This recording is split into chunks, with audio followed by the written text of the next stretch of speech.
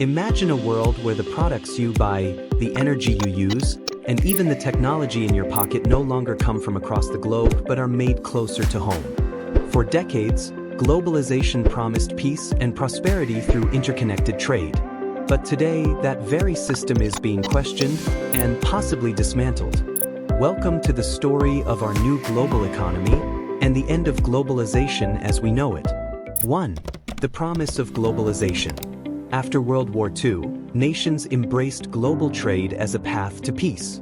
The logic was simple. If countries depended on each other for goods, resources, and technology, the cost of war would be too high. Factories in Asia supplied consumers in America, oil flowed from the Middle East to Europe, and technology spread rapidly worldwide. Globalization lifted billions out of poverty, built massive supply chains, and made goods cheaper than ever before. A smartphone, for instance, could be designed in California, use rare earths from Africa, chips from Taiwan, and be assembled in China. Cars, electronics, medicine, and clothing similarly crossed multiple borders before reaching consumers. The benefits went beyond economics. Trade alliances created cultural exchange, strengthened diplomatic ties, and even reduced the likelihood of large-scale conflict. Countries became interdependent in a way humanity had never experienced. For decades, globalization seemed unstoppable, a symbol of progress and cooperation. 2. The cracks begin to show. But the same system that created prosperity also created vulnerabilities. Countries began to realize that interdependence can be dangerous. When a rival supplies your most critical resources, trade is no longer just about economics. It becomes a matter of national security. The COVID-19 pandemic exposed these fragilities. A single factory closure in China caused shortages worldwide, from cars to medical equipment. Pharmaceutical companies struggled to source raw ingredients, ventilators were delayed, and even everyday electronics were unavailable. Similarly, natural disasters, political instability, or trade disputes could halt entire industries. This revealed the high price of relying too heavily on one nation or region for essential goods. Governments began asking a critical question: are the benefits of globalization worth the risks of dependence? 3. The rise of rivalries. Nowhere is this tension more visible than between the United States and China. For years, the US championed free trade, but today it views China not just as a trade partner, but as its greatest strategic rival. Every ship that leaves a Chinese port carrying electronics, steel, or solar panels also supports the rise of China's economy, and indirectly, its military power.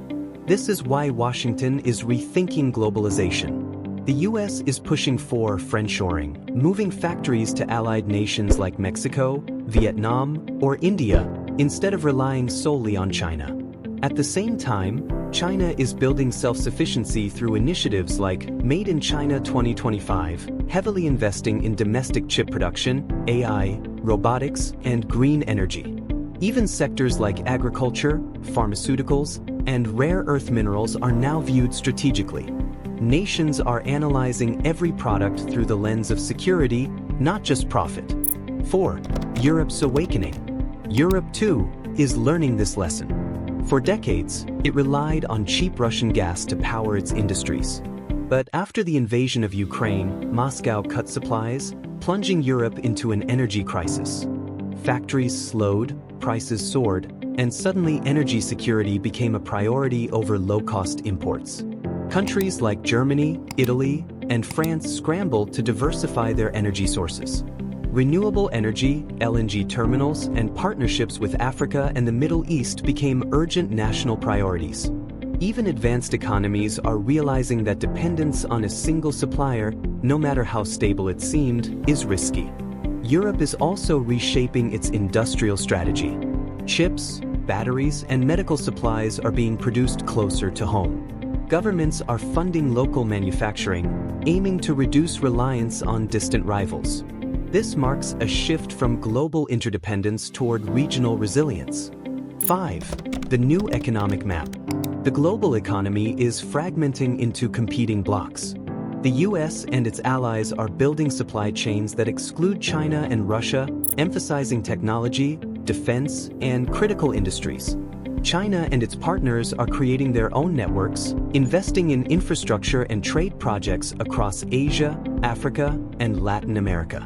Emerging economies like India, Brazil, and Indonesia are navigating between both sides, seeking to benefit from new investments while avoiding geopolitical conflicts. This shift does not end globalization but transforms it into selective globalization, where nations trade carefully with trusted partners.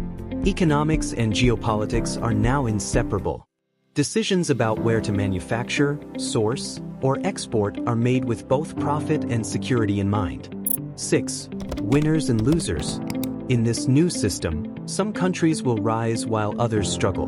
Nations rich in critical resources like lithium, cobalt, and rare earths, essential for batteries, AI, and renewable energy, are suddenly more valuable. Countries like Chile, Congo, and Australia could become global powerhouses, supplying the raw materials for the industries of tomorrow. Conversely, countries that relied on being cheap manufacturing hubs may face challenges. Businesses might relocate production, and consumers could see higher prices for goods. Yet this also creates opportunities. Nations can invest in local industries, innovation, and technology. New industrial hubs may emerge in unexpected regions, redefining global economic influence. 7. The risk of conflict. There's a darker side. Economic decoupling can reduce cooperation and increase mistrust. When nations stop trading with rivals, the cost of conflict drops. This raises the risk of geopolitical tensions, proxy wars, and even direct confrontation. Taiwan's semiconductor industry, for instance, is now viewed not just as an economic asset but as a strategic prize. Whoever controls these semiconductors can dominate the future of global technology. Similarly, control over rare earth metals, energy pipelines, and shipping lanes has become critical to national security. Competition over resources and technology may intensify. The risk is not just economic instability but political and military tension, which could have far-reaching consequences for the entire world. 8. The road ahead. The world is moving toward regionalization, not isolation. Trade will continue, but with trusted partners rather than purely global networks. North America may focus on building resilient supply chains within friendly nations. Europe will prioritize energy and industrial independence. Asia will deepen trade among its members, with China leading regional initiatives. The transition will be complex. Prices may rise, companies must rebuild supply chains, and governments will play an increasingly prominent role in economic planning. Consumers may feel the impact in everyday life, from higher electronics prices to changes in where food and goods are sourced. Yet there is hope. A more resilient economy could withstand shocks, foster innovation, and reduce overdependence on any single nation. The next decade may bring a rebalancing that prioritizes both security and prosperity. The global economy is changing before our eyes. Globalization gave us prosperity, but it also created dependence. Today, nations are questioning that balance. Is peace worth the risk of empowering your rival? We are entering a new era defined by selective alliances, economic rivalry, and strategic self-sufficiency. The choices nations make today, in technology, energy, trade, and security, will define the world for decades to come. One thing is certain: the global economy of tomorrow will look very different from the one we grew up in, and those who adapt first will shape its future.